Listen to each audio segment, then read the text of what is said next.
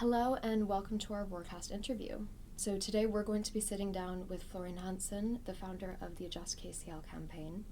And to give listeners some context, Florian was a PhD student at King's College London. In 2019, he was working on research related to virtual reality and psychosis. In the last 3 years, he has undergone a strenuous process with the university related to his health and living circumstances. As a result of his own experiences, Florian has founded Adjust KCL, a campaign centered around improving disability support through King's, as well as holding the university more accountable for the damage that administrative inefficiency has caused for students. Florian, thank you for taking the time to sit down with us today. Thank you as well. Yeah. So you interviewed with Roar back in December about a series of administrative issues that you've already had with King's. Obviously, you've discussed your own story quite a bit already on other platforms, so we're not going to go into it too in-depth here. I'd like to refer listeners to Sean Harvey's article for Roar titled Florian Hansen and the Impact of King's Strategic Inefficiency. That can be found on our website in order to learn more about Florian's experiences. We'll also link it in our show notes. So before really getting into it, would you like to give everybody an update of what your situation is right now as you're in the process of running this new campaign? Yeah, of course. So there's some really good news on the one hand. I finally found supervisors who might have guessed that. Awesome. No one believed it anymore, including myself. But yeah, I have two people that want to take me on as a PhD student, and we're currently working out the details. One would think that given that was the condition to allow me to stay, that would mean everything is sorted. But of course it's not. It's KCL after all. I'm still expected to leave my accommodation. They know that this is not possible for me. I'm currently awaiting a diagnosis of fibromyalgia. The blood test came negative, so it's almost a clear, yes, I definitely have it. And I want to be very clear that I developed it as a consequence of the stress of the last 3 years. I didn't have it before, all the symptoms. Yeah. But despite that, KCL is insisting that I'm supposed to leave my accommodation. I've just applied to the hardship fund again for financial support as my stipends are being frozen due to all of this. And the hardship fund has just come back and said they are not willing to support me. So it's unclear how I'm going to be able to eat over the next few months while I'm sorting out how to restart my PhD. And also the university is still expecting to make me homeless based on false premises. They are saying I'm not fulfilling the conditions, despite me having made clear to them that I am. They're being oh, it's too late. I sent them letters from from doctors. I think 3 doctors have said by now they shouldn't do this. Yeah. KCL doctors as well, people at the King's College Health Centre have told them they shouldn't do this. And You're going through King's NHS. Yeah. And they're not doing anything. So at the moment I'm awaiting my fibromyalgia diagnosis. I finally have supervisors, and it's only a question of weeks until I will be able to restart my PhD. Nonetheless, I'm still expected to leave my residence welfare leave role despite fulfilling the conditions set out, because it's KCL after all. And they're insisting on making me homeless or bringing me into council accommodation, which I couldn't afford if they are refusing to financially support me in the time that they're refusing to pay me. Yeah. And am I right in saying that you've been waiting on hearing about a lot of these decisions for quite a while now? Yeah, of course. I've won my appeal in April last year. Yeah. It's the university's responsibility to find me supervised. They came back after months saying it's not possible to find me supervised, and they've insisted on this again on the 9th of December. That's why I took on finding supervisors myself. They've worked really hard on finding me supervised, I think is the way that they phrase it. I'm personally still confused what that means, because I've talked now to every single person, literally every single person that could be potentially my supervisor. Not one of them has said thank you very much for your interest, but the university has already talked to us about this. Interesting, really? Not a single one of them. Not a single one. So the question remains what this hard work was. Did they look at a list of all supervisors and decide none of them are suitable, and then left it without ever talking to a single person? So it's it remains very unclear. So basically, the university did not fulfill its duty. I fulfilled the duty the university had to fulfill, which they've said twice would be impossible. Despite this fulfilling the condition that would allow me to continue my residence welfare leave role and stay on, the university insists on removing me. And I've also been told today that they've already hired someone for the position as well. Oh, wow. So it's this is the news that you got today. Yeah, the news is that I'm expected to leave to make space for the new person to move in. So I'm assuming that means they've already hired someone, despite me making to them clear repeatedly that I have found supervisors. What they're doing is based on false premises. So it's at this point they either have to like break their contract with me or they have to break it with a new person because they already insisted on breaking it with me. But yeah, that's the update on my situation for the moment. Gosh. And yeah, it remains exciting. It's also That's a word for it. Yeah. Wow, so it's been a long process in sort of the big conclusion, long and stressful. I was supposed to finish my PhD this October with extensions that would have been with COVID extensions that would have been January. That was the latest expected date for me to finish my PhD. Wow. Now I have at least 2 more years to go. I have it included in my Office of the Independent Educator complaint, which is still ongoing. I've included that I would like... How long has that complaint been ongoing? Oh, it's been for ages, but the university keeps extending the offers, and it might also take several months. So the expected timeline, I think, for an OIA is about half a year. Yeah. I submitted mine in November. I believe the university has put forward... Oh yeah, the university has put forward an offer, they call it, a goodwill offer. The short summary is they offered me £5,000 to accept the immediate termination of my PhD, so accept my immediate termination as a student, to drop all past and future complaints I have with cases. So not just what they've done now, while they're like threatening me with homelessness, they want me to like free them from any responsibility of any actions they'll do in the future. Yeah, and that was basically it. That's like the offer. I won't accept my immediate termination. I'm just about to like return to my studies. So their goodwill offer is complete nonsense, and I want to make very clear also, at any time it felt like blackmail, and I can't say that differently, because I was under threat of homelessness, I was financially destitute, and then they're being like, hey, we give you £5,000 if you drop all the complaints about us, but we're going to insist on making you homeless, against like false premises. Yeah. Wow.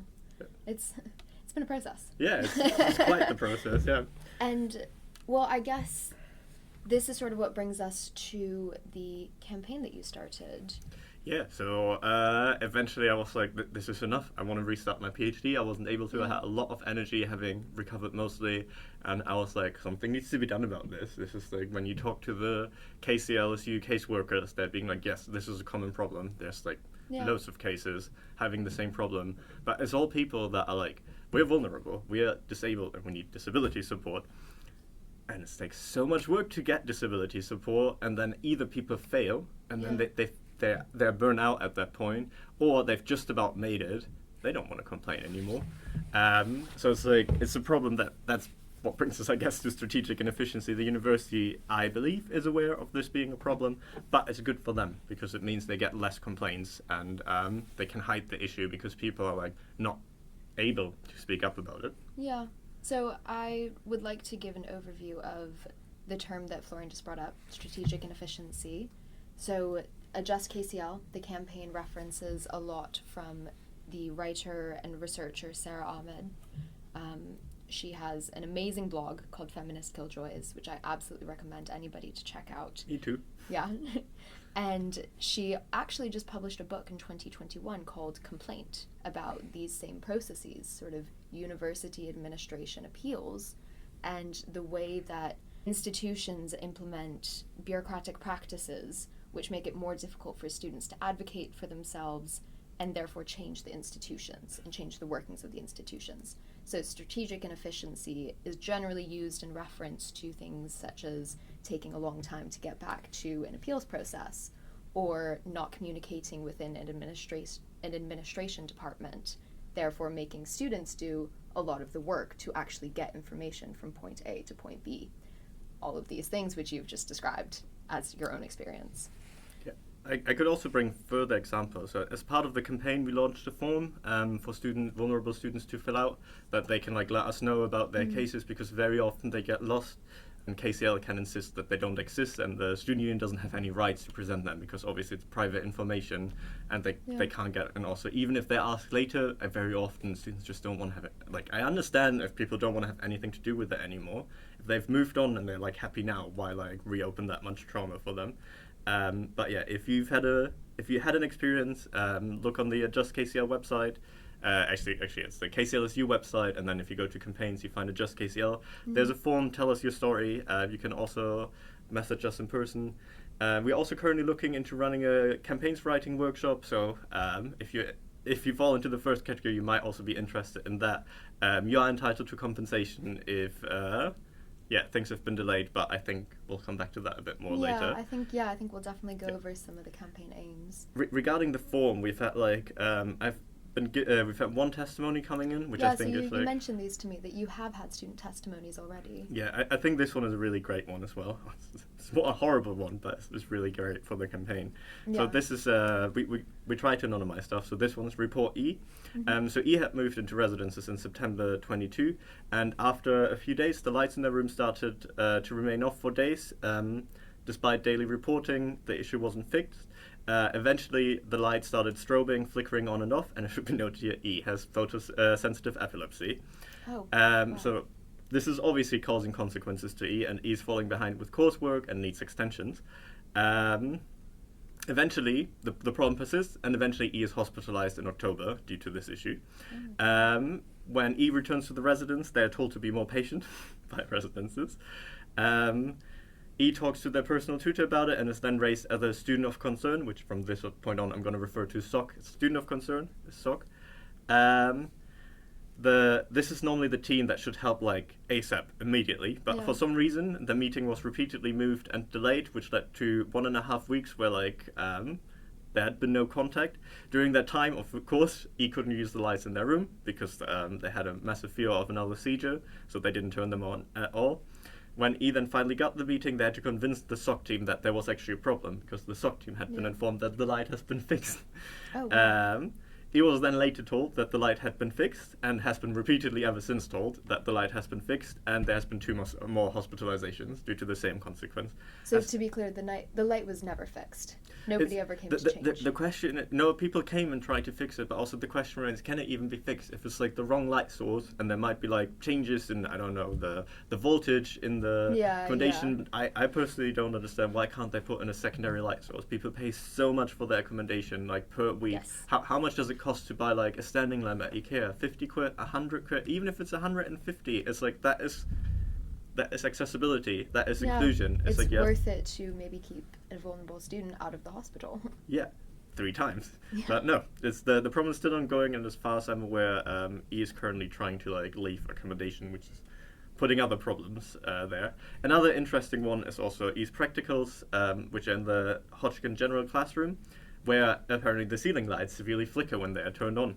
That means the practical is completely inaccessible to E. E has contacted disability support about this, who then contacted the department. It again took the personal tutor to actually someone suggest that the light should just be fixed. But yeah, this is just these are just a few of the still ongoing examples in which E is failed by the university. A big problem is also, and this brings us to strategic inefficiency a bit as well, problems are always told this is a one-time occurrence. This never happens to anyone else, and very often students are being told, oh, if you'd just done more, if you just reached out more. Here is so many support systems available that you haven't reached out to. If you don't reach out, repeatedly, they tell you haven't done enough. If you reach out repeatedly, they'll tell you you're annoying and that you're too pushy. And this is something that Ahmed has actually talked on quite a bit, is about being seen as a complainer. Yeah. And how that's tends to be seen as a bad thing. Even though, for examples like yourself and this other testimony, E, it's necessary and it's important to keep complaining, because otherwise nothing is happening.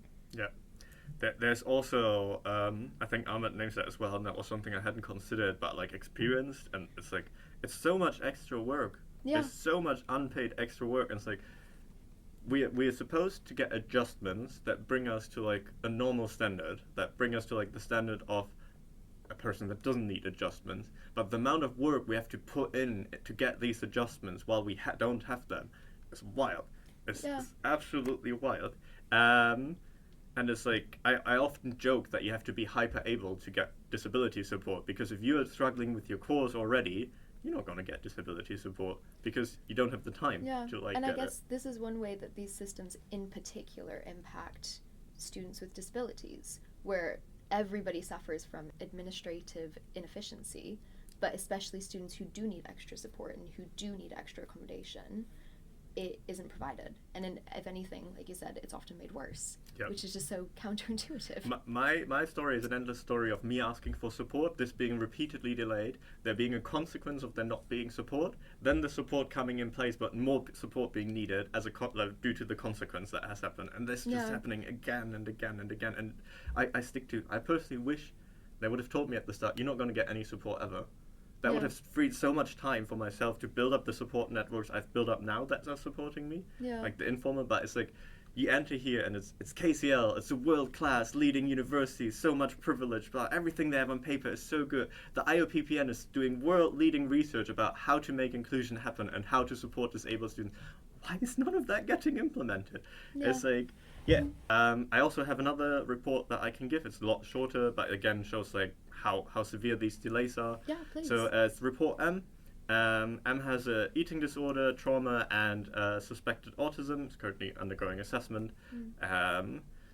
Has registered with the disability support quite early. It then took 8 months for mentoring support to become available for mental health conditions. And it took another 2 months for specialist software to become available as part of a reasonable adjustment. However, they didn't get training for the software, and there's still no training schedule. So it's been like 10 months now. They've been waiting for this, and it's still not scheduled. Which means if you're doing a master's course, which is like a year long, expect to never get any disability support. If you're doing a degree that 3 years, expect to not get disability support for at least the first year. Because otherwise, if you can't manage it like this, it's... And I guess that is quite a lot of the temporal aspect of this as well, where a lot of it is, like we mentioned before, wrapped up in waiting, these processes of waiting, and things getting worse, and then something happens, but then you still have to wait to get a response to the prior issue. The university knows the longer they wait, the more likely people are to drop their complaints, and they know this and they're fully aware, so they have no interest in like speeding up the process. So do you think this is a very purposeful strategy? Yeah, it's definitely in their interest, and it's definitely common practice to like leave things until like the very last moment. Yeah, and again, this is, I keep bringing it up, this is more things that sort of Ahmed points to very specifically, and says that these temporal procedures are in some cases used either purposely to get students to drop their complaints, or more than that, support isn't put into communication networks within the university. And so these procedures just get lost, or they never get talked about. There's another example I can bring. Like just today, I applied for the International Hardship Fund again for getting support for March. I'm applying now because I know how long it takes them and how often they can run into, like, they said, like, the money should reach you by the end of the week. Nothing happened by the end of the week, and I have to chase them up again, and it's taking another week, which, if I have to pay rent, could, like, mean that I have to pay fees afterwards, or, like, because I haven't paid my rent in time. So all of these problems. And the Hardship Fund just got back to me and told me, in contrast to what they have told me before, that they are no longer willing to support me, and I should reach out to the advice team. If I had £1 every time I've been told to reach out to the advice team, I wouldn't have to reach out to the Hardship Fund anymore.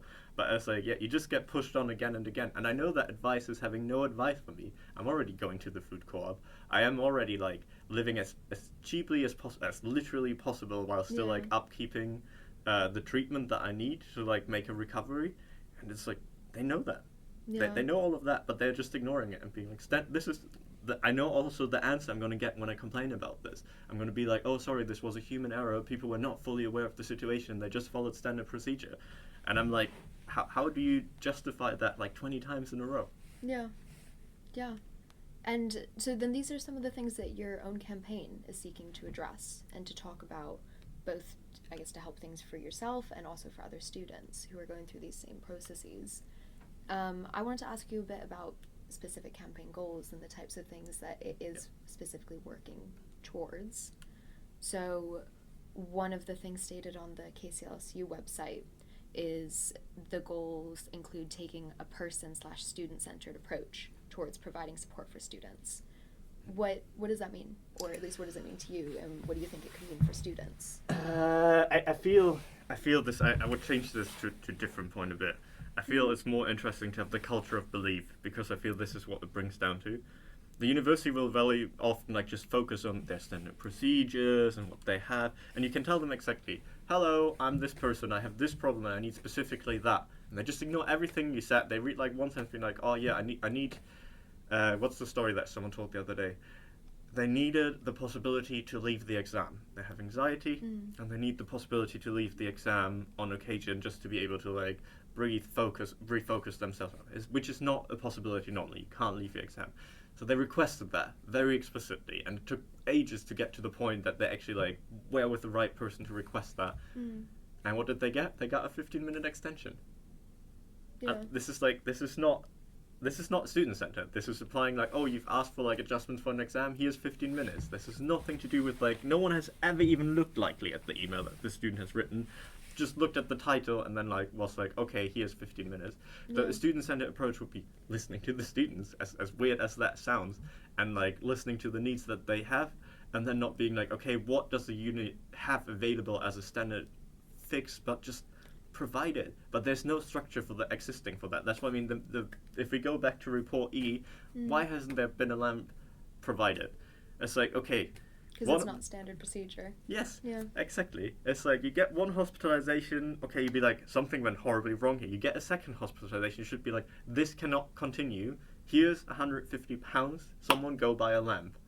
And go buy a lamp. And that Yeah. would again. So, I mean, how much must it cost the NHS to like get the person to hospital as well? But Yeah. these are all costs that it's like It's KCL social is producing cost, yeah. while they're like avoiding spending £150 on a lamp, and maybe like, I don't know how much it would cost to like set this procedure in place. But yeah. So what would you say to somebody who might ask, if you were to take a more individualistic approach, then how do you manage that in such a large university? It's huge. Yeah, it's really big. There are a lot of students. I feel like there's also, you could group it to some extent maybe, that like several people will have similar needs and some people will have like very specific but easy to resolve needs.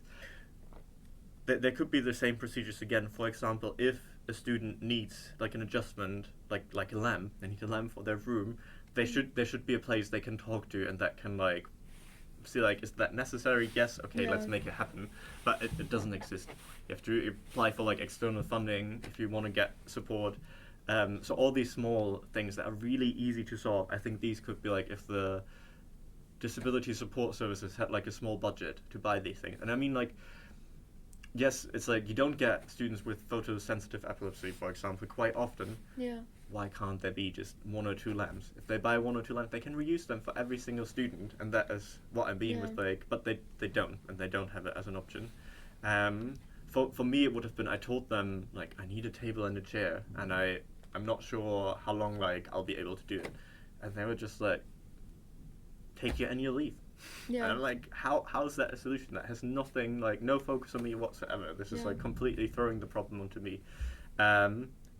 Yeah, and I feel this would be like the student-centered approach, that at the moment it's like support service-centered, the student needs to put in all the work, go to the student centers, the student support services and make it happen. And also another part I feel that would be part of a student-centered approach and a culture of belief and accountability would be that if you're reaching out to any of these services, they afterwards have a responsibility to summarize what you've told them and forward that to the right department. What you do, you pour your trauma out, you pour your problems out to the people, and they're being like, oh, this is really horrible, I'm really sorry this is happening to you, I wish I could help you, here's who you have to talk to about this, and you have to do it all again. And there's a relatively high chance that you've been again told the wrong link, and you do it all again just to be then told like, oh, actually no, this is my colleague, here's my colleague, you should like talk to them about it. Again, another example of lack of communication between departments. Yeah, and this is happening repeatedly. It's also the support services are so highly compartmentalized, and it's like you sometimes wander around for ages until you find who you actually have to talk to. Like, there's I think if you want to get support from the International Hardship Fund, you first have to talk to the money and advice team, and they need to confirm it first, and then you'll get support from funding. But it's like having to get there in the first place. There's also the chaplaincy, for example, which can provide discretionary support, but you don't find anything about that online. You have to go to the chaplaincy first and talk about it to like find out that this exists. But yeah, there's I feel a student-centered approach will also be that there's someone central that students can talk to, who then gets them in contact with the right services and tells their story. The student of concern team, it's kind of like that. but they only come into place like after severe things are already happening. Like the two standard things that the SOC team gets called out for is after a student has been sexually assaulted or after a student said that they're suicidal. So this is like the standard. But why does it have to come to that? Why can't we prevent that from happening? It's a very reactionary response, like you said, not necessarily a preventative response. So why do we have to wait until a student becomes suicidal? It's like, why can't we like provide more support earlier in the student's process? Exactly, to like prevent the student becoming suicidal and probably needing like months of recovery at that point. Yeah. No, I think that what your campaign is really trying to aim here, again, I picked up on what you said about changing a culture. Yep. And changing really a mindset of thinking that you can't necessarily have a university environment with a lot of young adults in it who are, some of whom are going to need very individual solutions to very individual problems. And taking this standardized one-size-fits-all model to that approach doesn't seem to be working. Yeah. This is also, it's a problem that doesn't only affect students. I've been reaching out to the unions as well. If they maybe like want to run a joint campaign. Originally my plan was to reach out to the unions and ask about how staff is feeling about this. Yeah. Because like we know that there's staff members out there. There's like sometimes the inclusion plans are not sent out to the graduate teaching assistants. We've like had an anonymous report to like the KCLSU campaigns manager. They're not being sent out the inclusion plans with the argument that it's too much work and it's not possible to do. We wanted to talk to staff about this, how they feel about it. We talked to staff. And basically, they misunderstood, but in a good way. They were like, oh yeah, we'd be interested in running a joint campaign because we are facing all the same issues as well. There is like, it's the same problem. It's not just a problem that our students facing, it's also a problem that staff is facing, just that staff has way more recourse to bring stuff to like an employment tribunal. As a student, you don't have that option. As a student, which is especially problematic if you're a PhD student where you're basically working, but you're practically a student and have no rights. An experience that I can talk about a lot.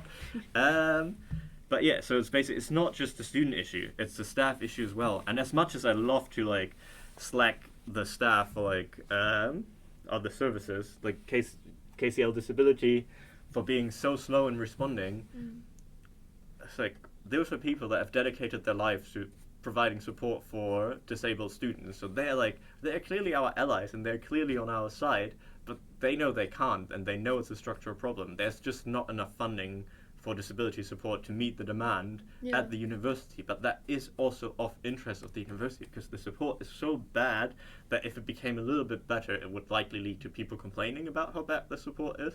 So either they have to massively overhaul it or keep it as bad as it is. Gotcha.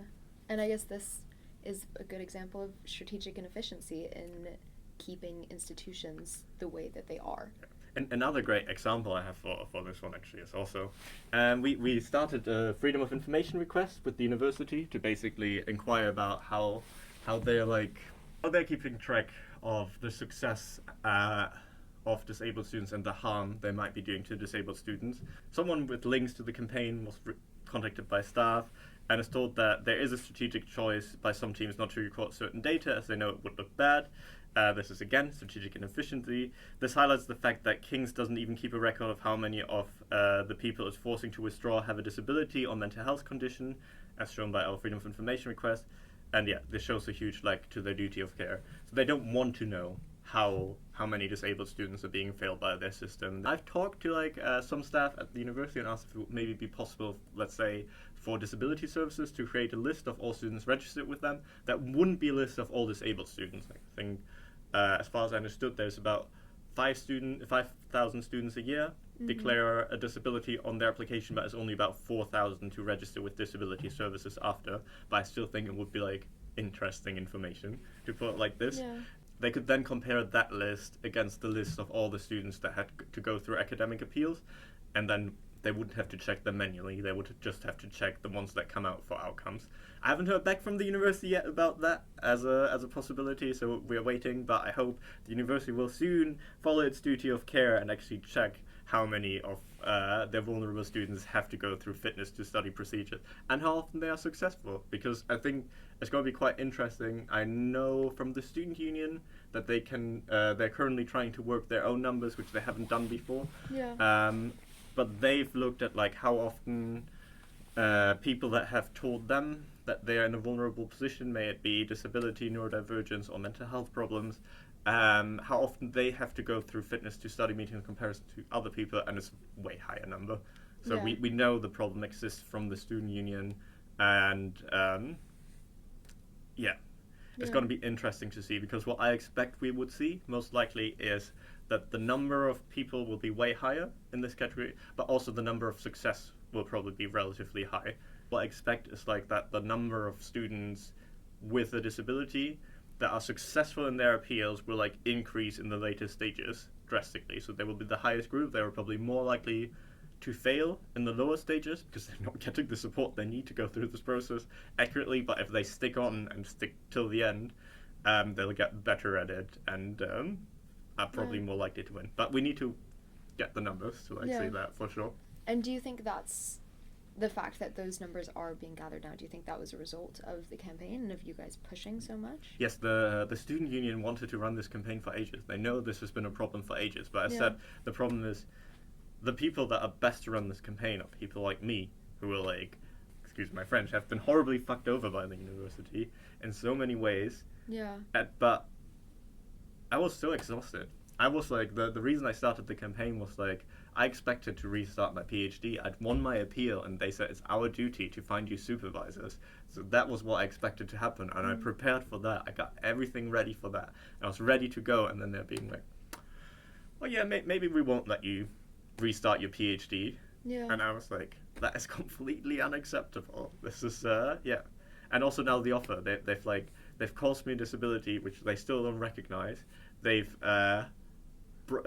massively harmed my project and my research, which is completely publicly funded, by the way. I feel that should also be noted. So they've wasted so much public funds on this as well. Yeah. To now be like, here's £5,000. It's a joke. And this is also, again, it felt a lot like they were exploiting my vulnerable position that they've created. It's like, we're going to make things a lot worse, but if you accept now, you have at least £5,000 to keep you over water. Gotcha. And I want to sort of pick up on something that you said in there about the exhaustion from dealing with this, and I guess the stress and the emotion of dealing with these procedures is a barrier within itself, and one that not a lot of people want to take on. Yeah. And I wanted to ask, was deciding to take on running a campaign alongside dealing with your own personal circumstances, how did you come to the decision to balance those? I feel, again, that was like, I was running the complaints more on the side, and I was kind of done with the complaints when I started the appeal. So there's no more complaints I can raise directly at this point, referring to like those. There's loads of new things I could raise complaints about. But I was, I've won my academic appeal, and my OIA complaint is currently under review. And after all of that has happened, I was like, okay, I want to restart my PhD now. I now I've recovered to a certain extent. I'm not fully recovered, but I've recovered enough. And I'm an active person. I love to do things. I love to like do something. I wish that would be my research, but I couldn't do my research. I was like, I'm getting nervous if I'm not doing stuff. It's important for my mental health to be working. Yeah. So I was like, okay, I need to do something about this. And then it was like, I'm gonna start the campaign. And I must also say, the student union is very supportive. They're incredible. This is like clearly a passion project of the student union. They know it's a problem. They know it's a massive, massive problem, and wanted to run this campaign for years. It feels like I'm doing less than 50% of the campaign work, which I think is very rare. Normally you have to do like 80-90%, but they're really behind it. They're very supportive. They're also being at any point, if you need to drop out, let me know. I've also made clear I wasn't sure how long I would run the campaign. I expected to be removed at this point from the university. And so it's always open for anyone to take on after I'm gone as well. The idea was get it out, get it there.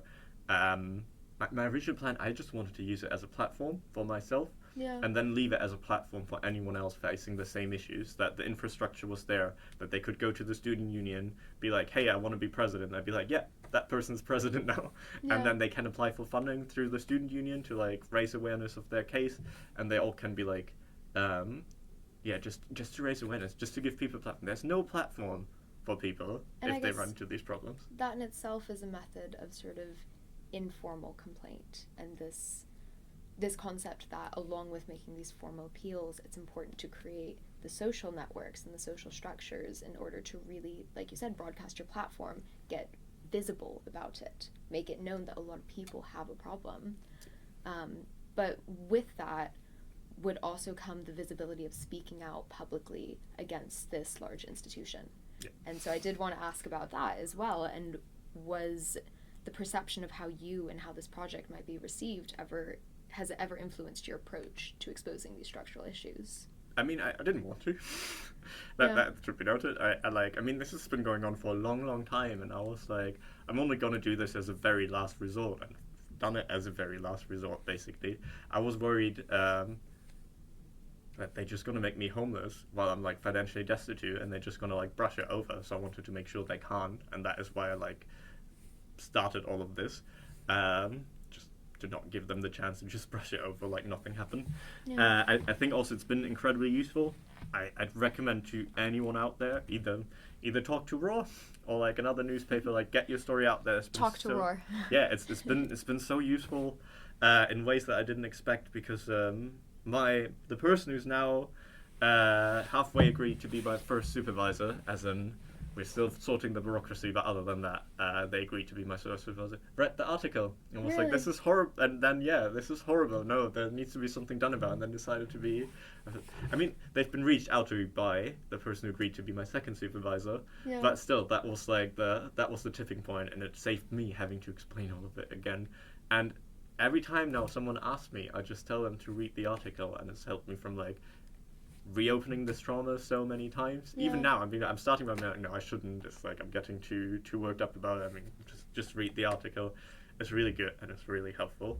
I am worried how this might affect my career in a lot of ways. I've so far always declined to like have any photographs, just so that my name, story, and photograph are not all in the same place. Which makes sense. But I personally say I had no chance anymore. I had no choice. It was like, start the campaign or accept becoming homeless while financially destitute in my head. I guess that's what it takes as well. Yeah. Like there's loads of people, I tell them what are the processes and everything, and they're like, I don't think I'm going to start that. That sounds like too much work. And I get it. If I would be told the same thing again, I'd be, no, this is what I mean. If I'm wishing they would have told me you're not getting any support. That would have saved me so much trouble. And the same now, I wish I would have just stopped working during the lockdown and be like, no, if this is not happening, I'm not going to do anything. I'm on strike now. That would have saved my health, and they would have had to find a solution. And then probably would have ended the same way. They probably would have kicked me anyway, but at least I'd still be healthy. Yeah, but this is also why I'm offering people to do it anonymously, because I think this is very important. The stories need to go out there. So more and more people need to hear about it, not just for the university to not be able to like refuse it anymore, but way more importantly for all the people currently affected to like hear that they're not alone, that there's other people facing the same issue. And I think also that there are a lot of people who don't want to be cowed by such a large institution as well. To me, at least, seeing your campaign, that is a really, really big thing to do. And as an organization ourselves, which has been censored a couple of times, it's difficult to do, and it's really important to make a stand for. And in that spirit as well, I wanted to ask how students who maybe want to support this project and who want to support the type of work that the campaign and that you are doing, how they can get involved and where they should look for more information about it. Yeah. Okay, I think there's a few. So first of all, if you have your own story, fill out the form. If like, and you said that was on the KCLSU website. Yeah, I think if you go to the campaign, there should be a link somewhere at the bottom that says like tell your story. And we'll try to link that in our show notes as well. Perfect, thank you. If you have your own story, fill out the form. Even if you just fill it out briefly, even if you just copy paste like emails you've received from people who give like an oversight, like we don't want to make this harder for anyone that is necessary. Give us what you can, and then leave it to us to make something out of it, and we'll make sure that everything stays anonymized unless it's been explicitly made clear that we should name you. The next thing that people can do is that everyone can do, sign the campaign. It's still open. We've just recently made 100 signatures. Yay! Congratulations. Yeah, also I can't believe it. I'm really glad people like seem to care about this issue. After that, join a meeting. We are starting to join up with Liberate KCL because they have like a wider campaign, and I think we very much fit into the demarketize, democratize, and diversify brackets. Because in the end, like there's so many different campaigns running, but we are all linked. It's all like similar problems. They may be like the same people as us facing the problems elsewhere in the world that then the campaign is about, or like people here facing the issues. And it's also some people might say like, oh yeah, I'm not disabled, why should I care? I feel that's something we should definitely bring up. What about spontaneous disability? It's complete opacity about how you'll get support from the university, and I can assure you it's going to take you longer than if you already have a disability. So I guess, this thought that these are things that could impact everyone in very big ways. Yeah. And not just students who have lived with disabilities for a long time and who maybe know more about the services or know where to look for information. Anything can happen to anybody at any time. And I think most students, if they take a second to reflect, if I were to break my leg tomorrow, do I actually know how to get support for that? I know I don't. Yeah. I have no idea. Yeah, it's also not clear.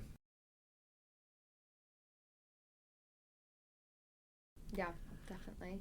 And then for Liberate KCL, like you were talking about. Oh yeah, how people are, sorry, I'm very often losing track of it. How people can support the campaign further. You can get in contact with us directly. We send out emails sometimes to people that have like signed up to the campaign. Yeah. There's also, currently the Instagram for the campaign is the Instagram for my own personal situation, which is at Justice for Florian. Yeah, on Instagram. That is where all the info is going out, but we'll probably like rebrand the campaign a bit and sort of like rework everything with Liberate KCL so that everything is a bit more focused and we cooperate a bit more on like media strategy and everything. But yeah, like message me there or message Liberate KCL to get involved further, and bring up the issue with your friends. If you know someone that is like really struggling at the moment and is trying to get support from the university, tell them to reach out to us. One thing that we're currently working on as well, which I think is going to be really, really good, is a complaints workshop. So that's going to happen soon. Yeah, you mentioned that. Fingers crossed it's going to happen soon, but I really want to make it happen because I found it's relatively easy to talk about the issue to some extent at least, or you realize when you're getting too worked up and then stuff, but writing it all up and going through all the emails again and again and trying to find that like one piece of information where like someone wrote something that like caused you severe harm afterwards, it's dreading, absolutely dreading. And the problem is the university pays out £60 compensation for delays. This could be your academic appeal, that could be your complaint. The thing is, if this happens with your complaint or your appeal, it gets paid out immediately. You just get it. If it happens with your disability support, you have to raise a complaint about it. So there's an extra barrier put in place for the compensation for people that are vulnerable, which is not put in place. Yeah, I saw this is another point on your campaign aims, is to change that. Yeah, so there's all of you vulnerable students who are listening there who have the disability support delayed, for every month that it's been delayed, you're entitled to £60 compensation, and we want to run a workshop to make sure you get that eventually. And I guess just to bring it back to sort of the point about contact, in summation, signing up for the campaign to receive emails and just support the campaign generally. Follow the Instagram, Justice for Florian. Yeah. And keep updated with Liberate KCL. Yeah, more stuff will come through Liberate KCL in the future. The hope is that hopefully at the meeting today we can get even more people working on similar things involved, and that in the long term we'll have like a united student campaign working on all of these issues together rather than individual people doing their own thing repeatedly, like facing the same barriers and problems that they then overcome instead of having someone there who already knows how to do it. Yeah, as part of changing the culture. Yeah. And well, then for sort of some of our wrap-ups, what to you are the most important things for people to take away from your story, your experience, what you're doing here? What would you say is the most important thing for you? What are the most important things? I feel like this should go out as a message. If you're a disabled student and you're considering to KCL and you need support, don't come here. You'll struggle and you'll regret it. After then that, the two main issues that we've discussed in the meeting that we want as our like primary aims is that there is sufficient support staff to meet the demand, and that there's a culture of belief and accountability at the university. So what we talked about, that these are the two main points we're going to get across. We want the endless running for vulnerable students to end and be like vulnerable students coming forward, saying they have a problem, and from that point on getting some form of support. Other take-home messages, follow the campaign in one way or another, so either like sign up on the KCLSU page or go to the Insta at Justice for Florian, and get ready to do something about it. We're currently trying to figure out what will be the best actions to take to raise awareness of it, things are hopefully going to follow soon. And I really hope so. I think you've been clearly through a long, strenuous endeavor, and I think a lot of other students also have. And so, although it is pretty awful that you've had to do this in the first place, I think it is also really commendable to the fact that you have. And so... Thank you. One thing that comes to mind also, start conversations about disability in your department. Yeah. Talk to your lecturers about it. Be like, hey, how are you making sure inclusion is happening in this course? Yeah. Because that is like, I feel that is what's going to have the effect. If more and more staff are being like, how are we making inclusion happening? Some are very aware and are suffering from it, and some are not aware at all and are just blending out the issue. So, I'd like to give a shout out here to one of my first year history professors, Anna Merricker, who ran a history of disability course, which was really cool, very interesting. Go read her work if you want to hear more about that. Quick plug. Yeah, that sounds good. But is there anything else that you would like to add while we're still here? Believe your disabled friends when they tell you they're really struggling, because the university loves making it appear like the support network is vast and really accessible. I can tell you, after having run to like 20 different points and like having written, I don't know how many emails at this point. I've stopped counting a long time ago. It's not. It is really, really not. I guess I can give a shout out to the most supportive systems I had so far. The chaplaincy is absolutely fantastic. They're really nice. I'm not really a religious person, but like I went and talked to them, they listened to me for 45 minutes and tried to like, hey, we have this discretionary fund, we can give you some money, let me just like talk to a few people. They talked to a few people themselves and I didn't have to chase them up, and I got financial support from them super quickly. If you're really in a pickle and just need quick, small amount of support, stop talking to disability support, stop talking to advice, stop talking to the Hardship Fund, go to the chaplaincy. Really, really good. After that, borrow food co-op. Yeah. 450, 16 items. It's absolutely fantastic. I wouldn't survive without them, literally. If you're struggling with food costs, go to the Borrow Food Co-op. Borough Food Court, you said? Borrow Food Co-op. Borrow Food Court. Yeah, it's in the St. James the Martyr Church, and it's Tuesdays, Thursdays, and Saturdays, 11 to 3. That is very good information for people. Thank you. Well, then, if that is all, thank you so much for sitting down with us again. Thank you for having me. Yeah, always. And we're going to be keeping up to date with what you do, where the campaign goes, and what your own situation is. Sounds great. So thank you very much. Good luck with everything, Florian. Thank you. Thank you.